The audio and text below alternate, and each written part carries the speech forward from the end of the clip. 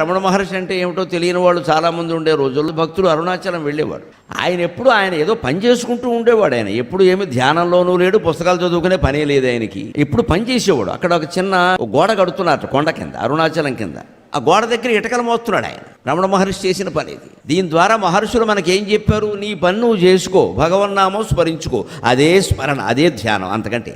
నిజంగా జ్ఞానం ఉన్నవాడు ఏం చేస్తాడు? చిన్న పని పెద్ద పని అని ఆలోచించడు, మంచి పని చెడ్డ పని అని మాత్రమే ఆలోచిస్తాడు. అది చిన్న పని కానీ పెద్ద పని కానీ మన పని మనం చేసుకోవాలి, ఎంత పెద్దవాళ్ళమైనా. ఎవరో యాత్రికులు వచ్చారు, ఈయన ఎవడో పిచ్చేళ్ళ కనపడ్డారు వాళ్ళకి. రమణ మహర్షి ఎక్కడ ఉంటారో అన్నాడు. ఆయన పైకి చూపించాడు.